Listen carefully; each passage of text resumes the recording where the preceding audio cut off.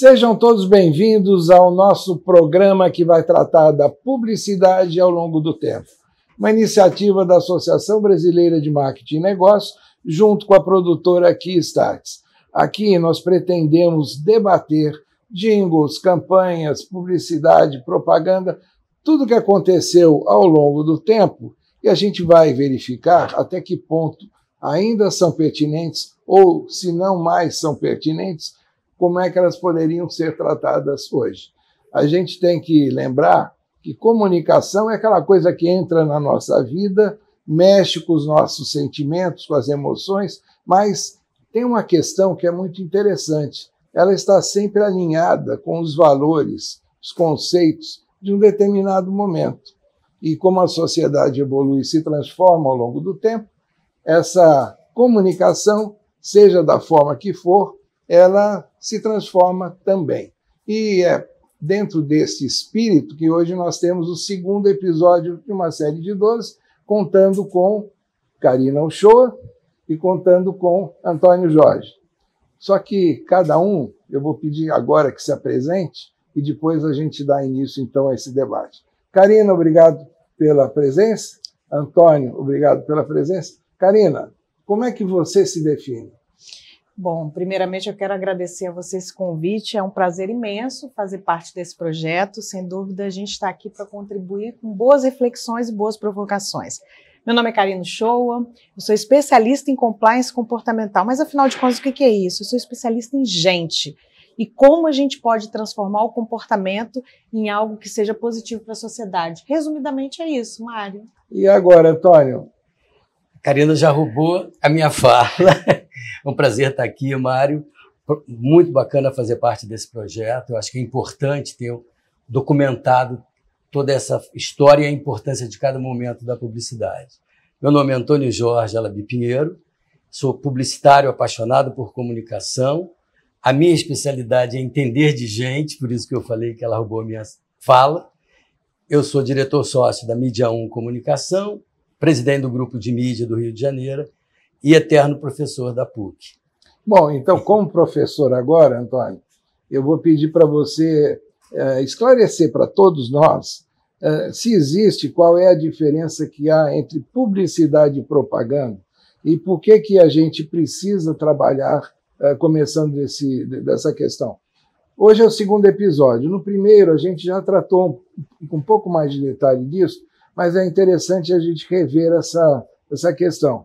Várias vezes nós falamos em publicidade, várias vezes falamos em propaganda, e como é que essas coisas são? São diferentes, são a mesma coisa? Você que é do meio, inclusive tem agência, explica para a gente direitinho.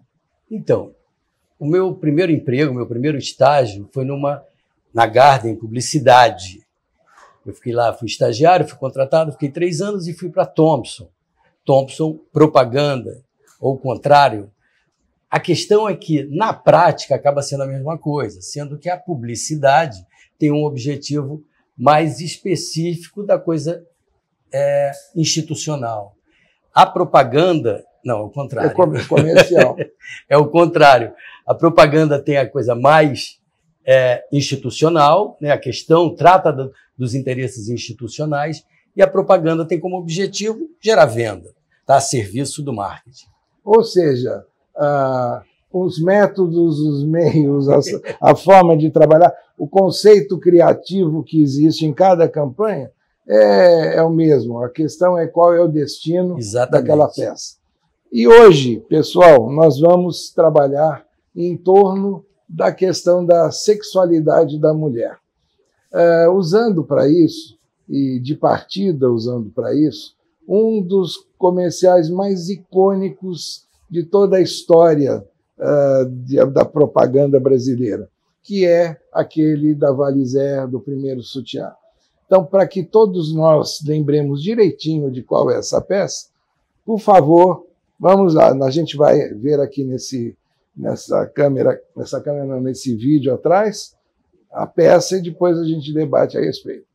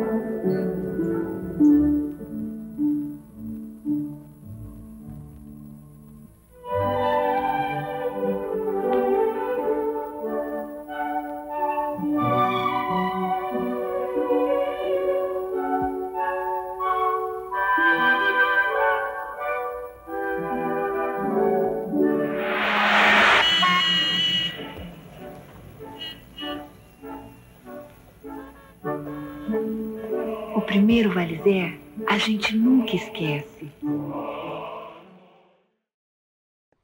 Bom, eu acho que todo mundo lembrou dessa campanha e como eu citei antes, a questão de uns anos, o Meio Mensagem, o jornal Meio Mensagem, fez uma pesquisa com muitos publicitários brasileiros, cerca de 40, que votaram nas campanhas mais icônicas da história. E este, da Valizé, esse primeiro sutiã, foi uma das peças eleitas como mais importantes da história, no sentido criativo. Inclusive lembrando que é de todo o contexto de trabalho do Washington Oliveira, a que a gente sempre deve fazer uma referência positiva, é claro. E aí vem a questão. Aqui a gente teve a exploração, entre aspas, da sexualidade de uma menor. Como é que vocês analisam esta peça hoje, dentro de um momento em que essa questão é regulada? Eu remeto a pergunta primeiro para a Karina, porque, Karina, você deve ter vivenciado isso, né, numa memória afetiva até do seu momento. Como é que você analisa trazer este momento de intimidade para usar numa campanha publicitária? Hoje em dia a gente percebe claramente, Mário, que existe todo um cuidado, principalmente um cuidado do ponto de vista de regulação. Então, quando você tem uma legislação que vai determinar qual é o limite que você pode ou não utilizar em determinados meios de comunicação, o objetivo final é que o público não se sinta muitas vezes ofendido. E hoje a gente tem uma dinâmica muito diferente do que naquela época. Você falou justamente sobre essa coisa de remeter ao passado, né? Qual a mulher que nunca passou por esse processo de transição? Na época, esse comercial, como você mesmo falou, icônico, trouxe para a gente uma provocação, que é a transformação da menina em uma mulher, em uma jovem mulher. Mas hoje tem que se ter muito cuidado com determinados tipos de linguagem, até porque a gente estuda outros tipos de linguagem hoje. Então, uma imagem ela pode comunicar não só de forma direta, mas também de forma indireta. Então, de maneira subliminar, muitas vezes você pode ter uma interpretação equivocada. Naquela época, a gente enxergava aquilo como sendo algo até romântico. Hoje já existe todo um cuidado e toda uma prevenção também para que você não tenha determinados tipos de linguagem sendo acessadas de forma equivocada. Então, a legislação vem para isso, a regulamentação vem para isso, e a gente também tem... Hoje, você não vê mais esse tipo de comercial. Muito pelo contrário, você vê, em muitos momentos, algo que traga aquilo que não se falava no passado. Como, por exemplo, em casos de campanhas que envolvem lingerie, mulheres que não eram trazidas num determinado momento, que não seguiam um determinado padrão. Então, a gente vê que essas mudanças elas vêm para poder acompanhar a mudança da sociedade. Agora, a pergunta que eu vou fazer é para os dois. E aí, talvez começando pelo Antônio Jorge.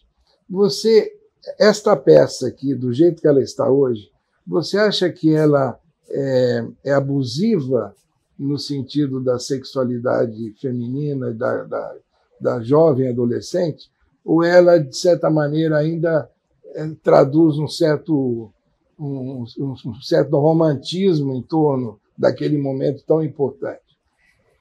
Olha, muito, muito bem colocado você trazer essa peça e abrir a discussão, porque eu assisti, né, quando você exibiu, exatamente como eu fui impactado há 30, 40 anos atrás, quando essa peça foi lançada. Ao fazer o questionamento e abrir a discussão, acende uma questão que a gente vive hoje, né, de você estar muito preservado, não só pela questão social e sociológica, mas muito do lado publicitário. O quanto o Washington ia enfrentar de discussão e, eventualmente, ser levado ao CONAR, né? Eu, como vivi o momento da peça, eu continuo me emocionando vendo essa peça.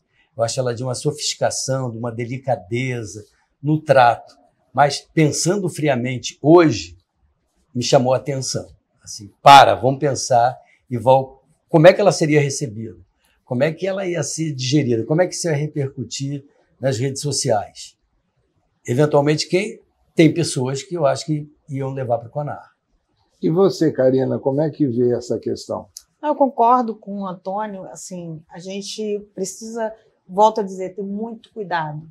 porque por mais que tenha uma sofisticação na linguagem, e naquela época nós não tínhamos acesso a tantas informações, mas a preocupação que existe hoje com como isso pode reverberar fora do ambiente de quem criou a peça é que nos deixa realmente com bastante cautela.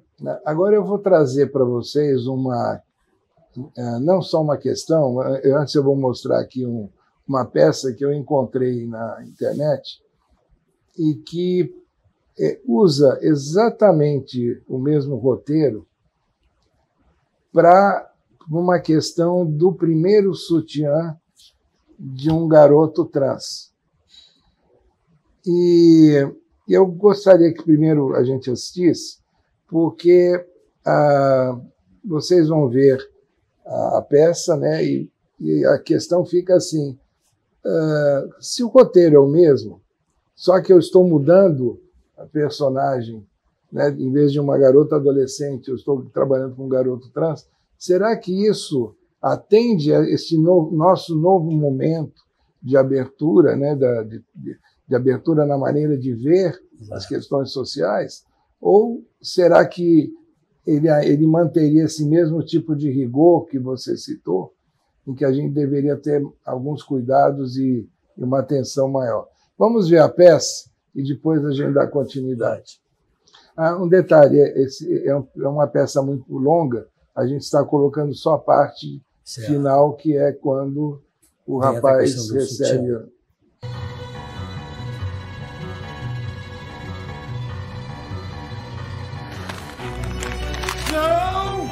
Não é meu filho!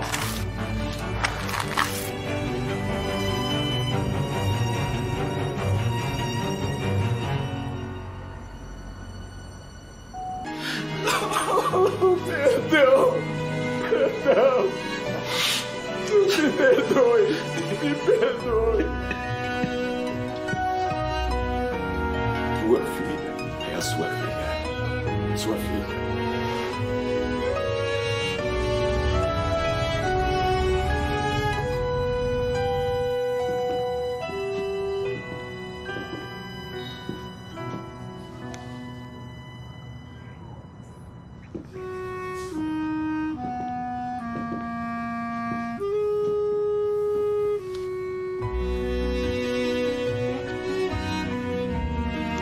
Nos últimos anos da minha vida, parece que vivi em luto. E da mesma forma que aprendi a deixar sua mãe ir, eu entendi que chegou o momento de deixar meu filho partir.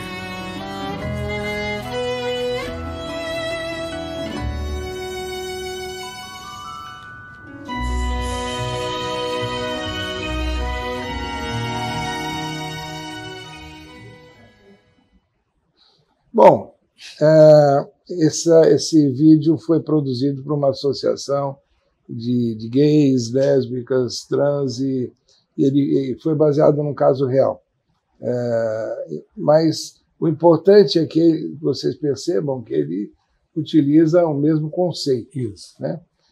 Então, a minha questão é, o conceito do primeiro sutiã lá, do Washington Oliveto, para uma garota, sendo usado agora como conceito do primeiro sutiã para um garoto trans.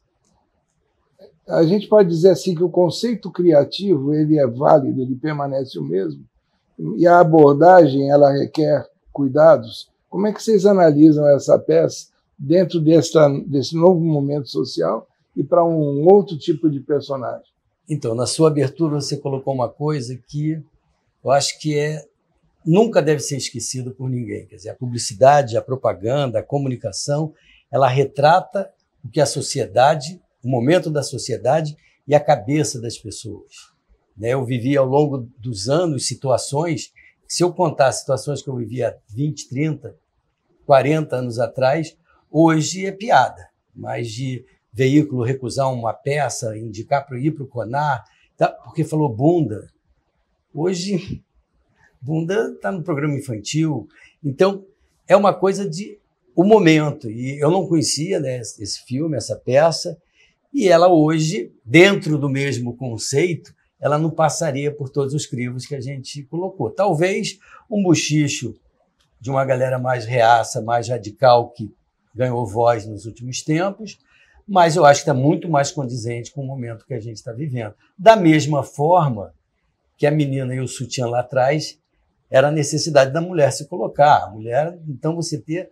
Por isso que eu destaquei a questão do lúdico, da sofisticação, que, de certa forma, isso também tem.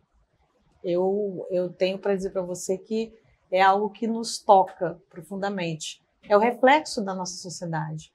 E essas transformações, elas também são acompanhadas pela comunicação. Então, quando uma peça dessa nos traz um momento de provocar, para que a gente pense sobre como as coisas mudarem, como a gente precisa também adequar determinadas formas de você trazer isso para o público em geral, sem dúvida nenhuma causa burburinho para algumas pessoas, sem dúvida nenhuma, mas a linguagem, a leveza com que a mensagem toca os nossos corações, na minha visão, é o que mais interessa. Então, os burburinhos vão acontecer, mas a gente tem que saber lidar com eles. Agora, você, como você se definiu, digamos, especialista em gente, e o que a gente percebe aqui é um pai que, num primeiro instante, se desespera ao identificar a condição do filho, que depois ele passa a respeitar, e aí é o que a gente viu no vídeo.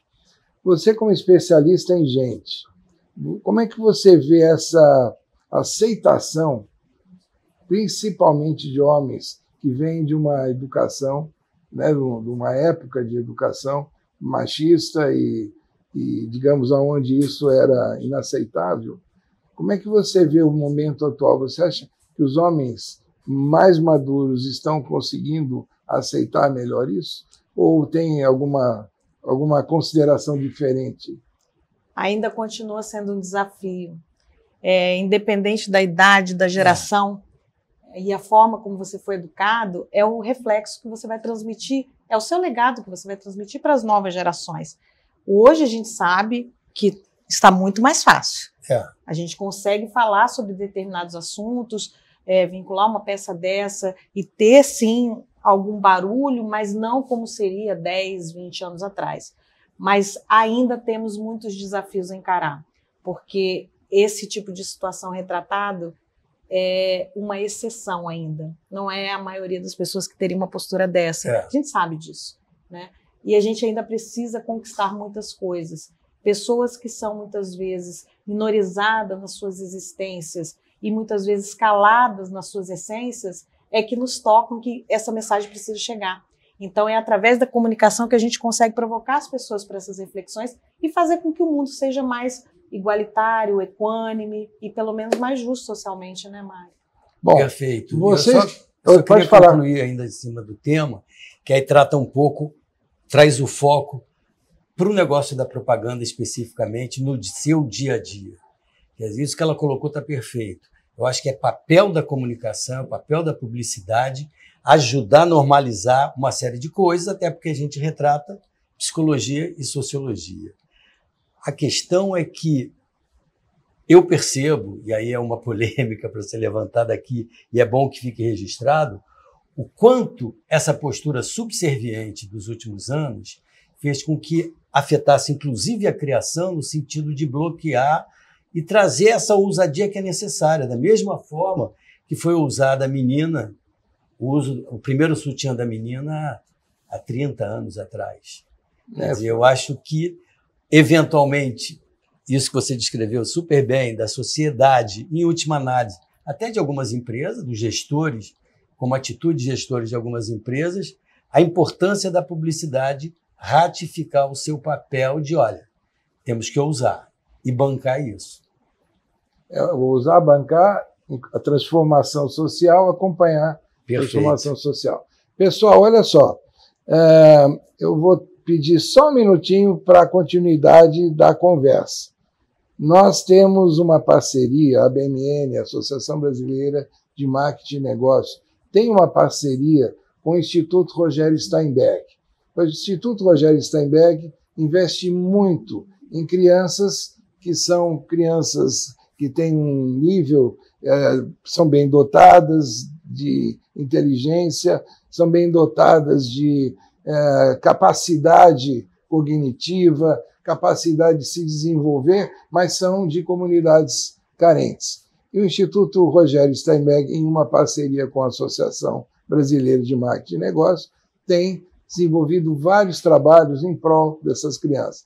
Então, vocês vão ver aqui, ó, tá vendo aqui embaixo, ó, um QR Code, que é para vocês, seja R$1, R$2, R$6, fazerem uma doação para o Instituto, para eles continuarem trabalhando cada vez mais, cada vez melhor, com crianças que precisam ter o apoio para o seu desenvolvimento.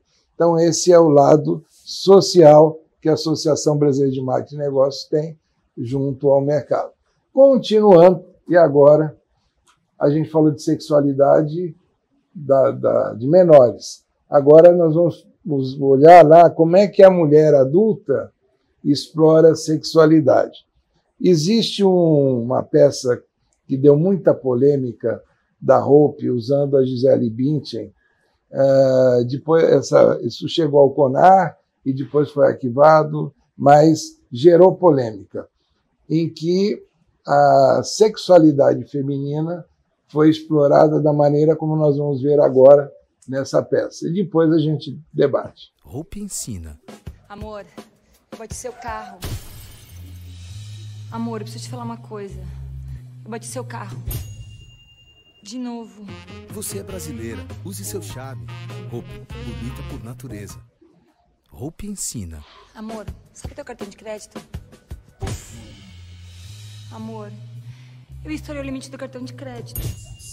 Do seu e do meu. Você é brasileira. Use seu charme. Hope, bonita por natureza.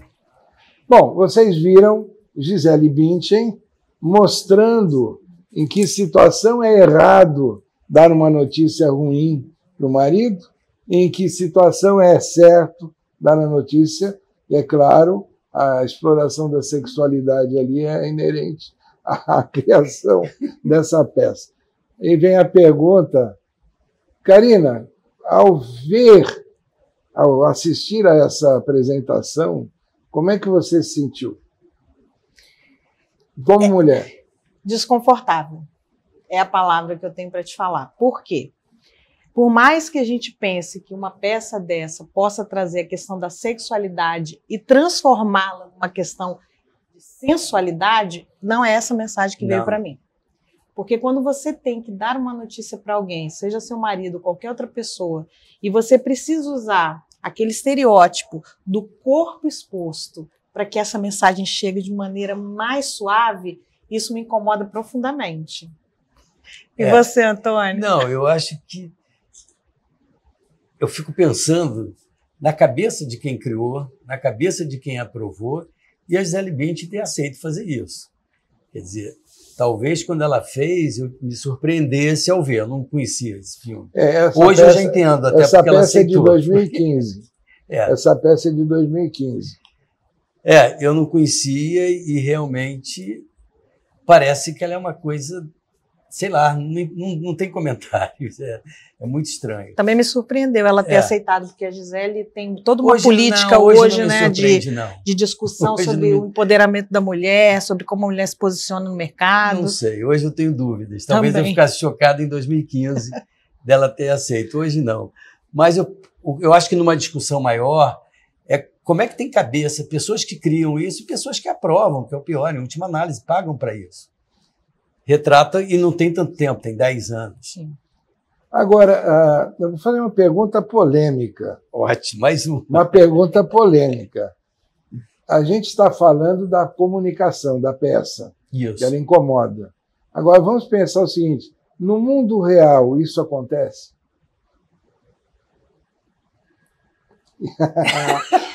Eu vou rir porque vocês viram que a pergunta é bem capciosa. Não, de certa forma no mundo real isso acontece. Muito. Infelizmente, e se a gente fala que a comunicação retrata a realidade, quando a comunicação está retratando a realidade, como é que a gente consegue encontrar o equilíbrio entre a realidade que está mostrando e aquilo que, como disse a Karina, incomoda?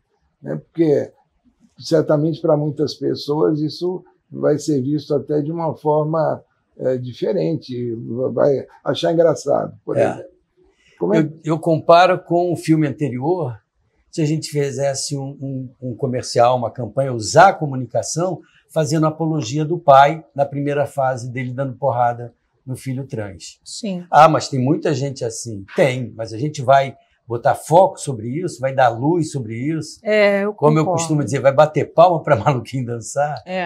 E nessa linha eu concordo, porque assim, dar foco para aquilo que a gente já sabe não necessariamente transforma a comunicação em algo que seja educativo. Isso. Então, se a gente pretende fazer com que a comunicação traga para a gente boas reflexões e que essas reflexões se transformem em legado, como é o caso da peça, onde você vê que depois de tantos anos ainda continua sendo icônica e bem lembrada e tem toda uma discussão em torno disso, a comunicação ela precisa ter e exercer esse papel que ela tem naturalmente, Isso. de fazer com que esse legado seja um legado positivo.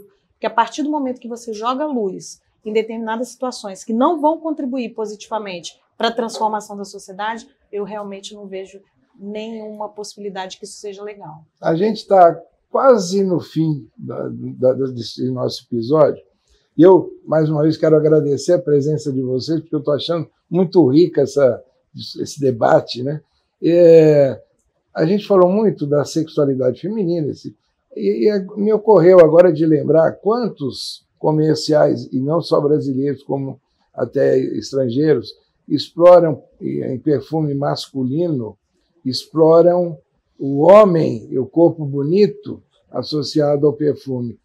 Então, a gente pode dizer que explorar a sexualidade, o corpo bonito, como esse caso, seja do homem ou da mulher, os dois merecem uma atenção muito especial. Não é algo que se possa tratar tão livremente como no passado? Eu acho que hoje está todo mundo mais atento, né? E o retorno e a avaliação e o posicionamento de quem é impactado nas redes sociais é imediato. Então, eu acho que, diferente do que eu falei anteriormente, da subserviência, de estar ali tentando não errar sempre, eu acho que a gente tem que ousar, mas com muito bom senso, muito preocupado, analisando as consequências do que isso pode levar e tal, mas não deixar a ousadia, mas com responsabilidade. Usando a sua palavra anterior, usar com sofisticação, porque a partir do momento em que você quer fascinar as pessoas em relação principalmente a algo que ela queira adquirir, usufruir, exercer, você precisa fazer isso com muito requinte, sofisticação, porque sem dúvida vai ser algo que vai ficar para o resto da vida e por muitas e muitas gerações para ser discutido como a gente está fazendo aqui hoje, né, Mário? Bom, vocês viram que este programa, esse episódio, teve duas feras aqui, trouxeram uma reflexão muito interessante sobre o tema, né, desse episódio. Se prepara, porque a gente tem outros episódios à frente, cada um com um tema bastante provocativo.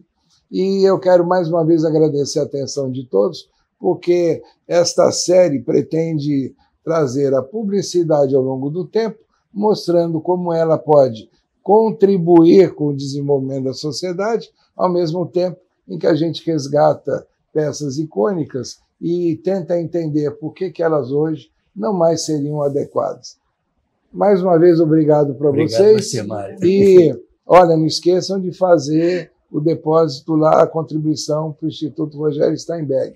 E também entrar no site da ABMN, abmn.com.br, e saber o que a gente faz, tudo que a gente oferece, e também, além desse programa, os outros tipos de benefícios que a associação pode dar para quem é associado. Um grande abraço e até o próximo episódio.